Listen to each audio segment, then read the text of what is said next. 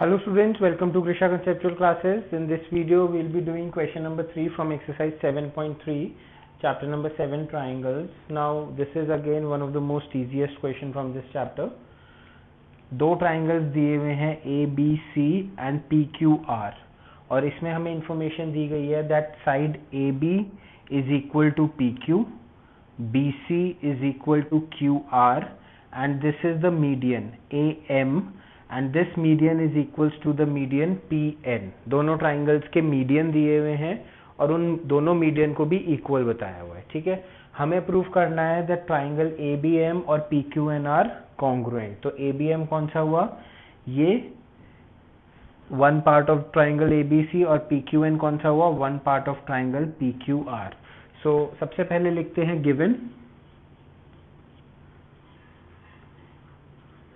Given में है हमारे पास AB is equals to PQ, BC is equals to QR and AM is equals to PN. एक तो ये गिवन है, उसके अलावा हमें गिवन है that AM is the median of triangle ABC. तो इसका मतलब BM is equals to MC is equals to half of BC और इसी तरह से QN is equals to NR is equals to half of QR. ये सब चीज़ें हमें गिवन है क्वेश्चन के अंदर. टू प्रूव में एक एक करके लिखूंगा इस बार मैं. सबसे पहले triangle ABM is congruent to triangle PQN, ये हमें प्रूव करना है. सॉल्यूशन देखेंगे अब इसका. देखो, दो चीजें तो हमें दी गई हैं, AB और PQ इक्वल है, AM और PN इक्वल है. तो S और S तो हमको मिल गया. अब उसके बाद या तो हमें ये वाला angle half of angle A और ये वाला एंगल इक्वल मिल जाए तो हम बाय SAS इसको कॉन्ग्रुएंट प्रूफ कर सकते हैं, या फिर हमें साइड BM और साइड QN इक्वल मिल जाए ताकि हम ट्रिपल S लगा दें. तो कैसे होगा ये? एंगल्स के लिए मुझे कोई इन्फॉर्मेशन दिख नहीं रही है यहाँ पर, क्योंकि ये आइसोसेलेस ट्राइंगल्स नहीं दिए हुए हैं, इसीलिए हम इस मीडियन को बाइसेक्टर नहीं ले सकते अपनी मर्जी से. लेकिन मुझे ट्रिपल एस के लिए इन्फॉर्मेशन गिवन है. कैसे गिवन है देखते हैं. In triangle ABM and triangle PQN, AB is equals to PQ, AM is equals to PN given है. इसके बाद मुझे गिवन है BC is equals to QR. This is given to us, but BC और QR इन दो triangles का part नहीं है. अगर मैं दोनों साइड हाफ से मल्टीप्लाई कर दूं तो भी वो इक्वल होगा. मतलब half of BC is equals to half of QR.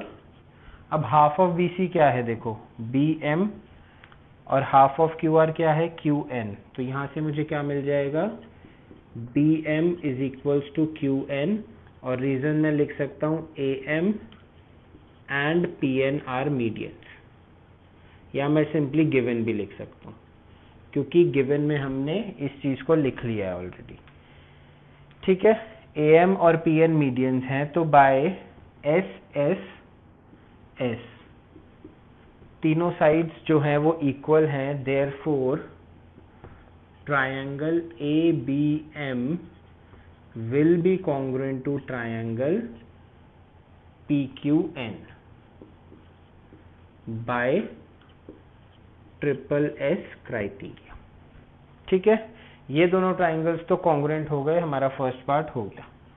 अब हम आते हैं सेकंड पार्ट पे. ABC और PQR को कॉन्ग्रुएंट करना है. ABC और PQR को कॉन्ग्रुएंट करने के लिए हमें क्या चाहिए, AB और PQ इक्वल है, BC और QR इक्वल है. तो दो साइड्स इक्वल हैं. या तो हमें AC is equal to PR मिल जाए तो हम कहेंगे कि यस बाय ट्रिपल S दोनों ट्राइंगल्स कॉन्ग्रुएंट है, या फिर हमें ये वाले दोनों एंगल्स मिल जाए इक्वल तो बाय SAS भी हो जाएगा. अब ये वाले दोनों एंगल्स देखो, ये दोनों एंगल्स बाय CPCT हम इसमें से ही प्रूव कर सकते हैं. Angle ABM will be equals to angle PQN by CPCT यहीं से. तो यहाँ से हम इस चीज को प्रूव कर देते हैं that angle ABM is equals to angle PQN by CPCT, और इसको मैं नाम दे देता हूँ अवर इक्वेशन नंबर 1। ठीक है, अब हम करते हैं सेकंड पार्ट। सेकंड पार्ट के लिए हम सबसे पहले यहाँ सेकंड पार्ट प्रूफ में लिखेंगे triangle ABC congruent to triangle PQR, और अब इसकी डेरिवेशन यहाँ पे करते हैं। इन ट्राइंगल ABC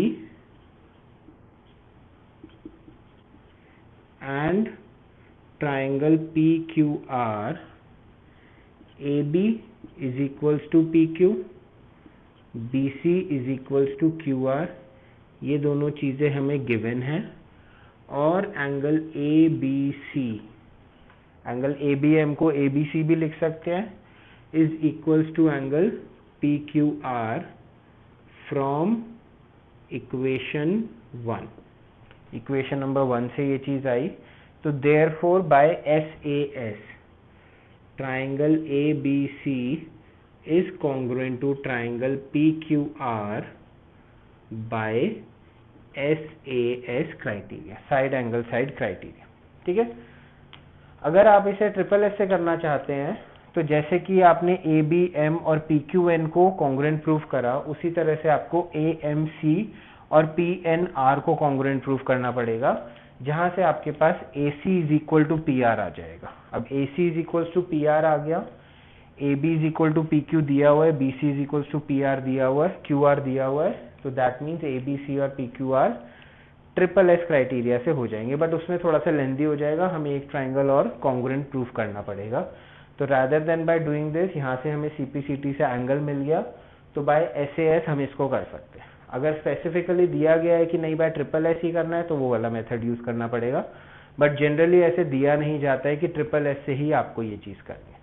ठीक है, सो क्वेश्चन नंबर 3 हमने कंप्लीट कर लिया है। Just go through this question, try and understand it, it's very easy, and we'll be doing question number 4 in our next video.